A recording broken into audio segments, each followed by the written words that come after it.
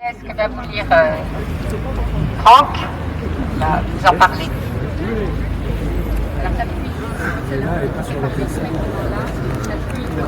Pardon. Bonjour.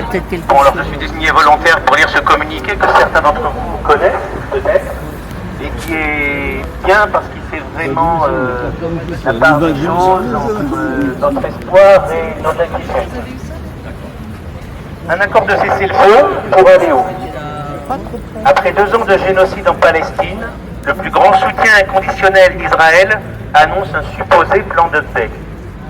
Ce faiseur de mort, celui qui n'a cessé de livrer les armes de destruction massive qui ont déferlé sur les Palestiniens de Gaza, qui au piège d'un blocus Il n'y a que des noms. érige en faiseur de paix. C'est comme s'il pouvait y avoir la paix sans justice, sans réparation. Nul besoin d'être un expert en géopolitique pour savoir que rien de bon ne pouvait sortir d'un accord passé entre Netanyahou et Trump, qui l'un comme l'autre honnissent le droit international et ont pour seul objectif de dominer et de maintenir leur emprise sur la région et particulièrement sur la terre de Palestine. De ce plan, on retient 2 volets. Le premier, consacré à un cessez-le-feu, au retrait de l'armée d'occupation d'une partie non définie de la bande de Gaza, puisque cette armée demeurerait cependant dans plus de la moitié du territoire. La libération de tous les otages et de moins de 15% des prisonniers politiques palestiniens, que moi personnellement j'appelle aussi des otages. Ah oui, bien sûr. Voilà. Ainsi donc que la restitution des dépouilles des otages israéliens décédés et d'une partie des Palestiniens morts en détention ou kidnappés après leur assassinat. Parallèlement, est exigé le désarmement du Hamas et la démilitarisation de la bande de Gaza. Le deuxième volet concerne l'avenir de la bande de Gaza, pensée sans les Palestiniens. La Cisjordanie est totalement absente de ce plan, alors qu'elle est sous occupation et colonisation, que cette situation est illégale et qu'Israël devait y mettre fin avant le 18 septembre dernier. Les Palestiniens n'ont pas été associés à l'élaboration de ce plan et en sont quasiment absents. Ils apparaissent sous tutelle de l'Occident, incarné par Tony Blair, au service d'un projet colonial dont le droit international est tout simplement absent.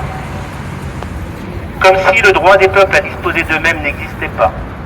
Un retour d'un siècle en arrière, à l'époque des mandats français ou britanniques dans la région.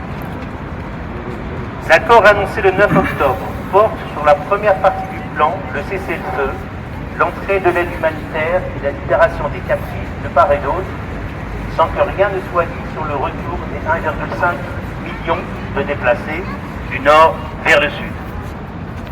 Cette annonce est bien évidemment une extraordinaire nouvelle qui a suscité un immense espoir chez ceux qui subissent ce génocide depuis 2 ans et attendent le retour de leurs proches depuis trop longtemps.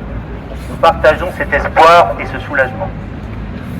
On ne peut cependant s'empêcher d'être extrêmement inquiet sur la suite, Israël ayant rompu par le passé tous les accords de cessez-le-feu ces 2 dernières années. Qu'arrivera-t-il une fois les otages libérés? D'accord. Je suis un peu inexpérimenté dans le mégaphone, excusez-moi. Et le risque est grand que l'espoir se referme comme un piège sur le peuple palestinien si la deuxième partie du plan Trump venait à être appliquée. L'étape suivante ne peut être que l'application du droit international. Seule la fin de l'occupation, de la colonisation et de l'apartheid permettra l'avènement de l'autodétermination du peuple palestinien et le droit au retour des réfugiés.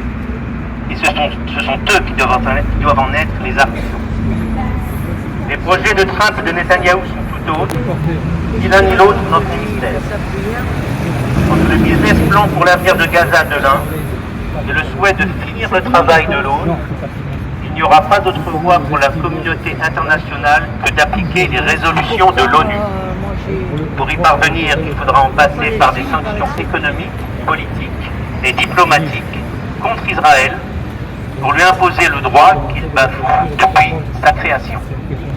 Il faudra aussi que les auteurs du génocide et leurs complices soient tenus pour responsables de leurs actes. En attendant, les bombardements doivent effectivement cesser. L'aide humanitaire doit entrer de façon massive et sans entrave. Les déplacés doivent pouvoir retourner chez eux. Je rajouterai quand le chez eux existe. L'UNRWA et les ONG doivent pouvoir faire leur travail sans entrave et le blocus de Gaza, comme toute forme de punition collective, doit prendre fin. Voilà, c'était le communiqué du Bureau national de la FPS. Je rajoute, mais vous le savez déjà pour un certain nombre, c'est que le Bureau national a décidé de faire à Paris le 29 novembre, qui est un samedi, une grande manifestation nationale de l'AFPS et de tous les groupes locaux de l'AFPS, mais aussi de toutes les organisations partenaires de l'AFPS et qui luttent pour la préservation des droits des Palestiniens. Donc il ne faudra pas hésiter à monter tous à Paris le samedi 29 novembre pour cette manifestation. On va avoir plus de détails prochainement dans les jours qui viennent. Mais quand on voit ce que les Espagnols, les Italiens ont fait, même ce que les Anglais ont fait au Royaume-Uni en termes de taille de manifestation, nous ici, c'est bien tout ce qu'on fait dans les régions, ça reste malheureusement relativement petit. Et on pense que l'impact d'une grande manifestation à Paris peut être aussi une pierre supplémentaire pour faire avancer ce dossier. Donc réservons cette date, samedi 29 novembre à Paris. Merci.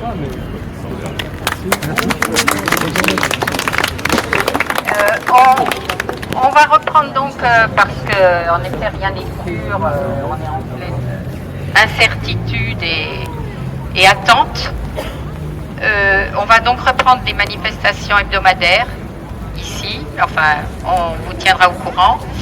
Et mercredi prochain, à la Fontaine Monumentale à 18h30, on fera un rassemblement de toutes les associations qui sont intéressées, enfin qui sont partie du collectif et puis les autres, tous ceux qui veulent. On fera une manifestation, enfin un rassemblement pour soutenir encore l'État palestinien et rappeler que les deux flottilles qui ont tenté d'aller à Gaza ont été arrêtés, que leurs participants ont été mis en prison avant d'être relâchés, je ne crois pas tous encore, et que le gouvernement n'a fait aucun geste pour les protéger.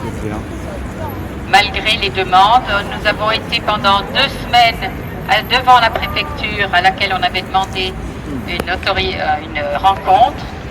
Elle ne nous a jamais été accordée, mais nous avons été tous les matins pendant 2 semaines devant la préfecture pour manifester notre présence et notre demande de soutien du gouvernement qui a reconnu la Palestine, mais apparemment ça leur suffit, ça n'engage pas trop, ça ne les engage pas, et ils n'ont fait aucun geste de plus depuis. Merci.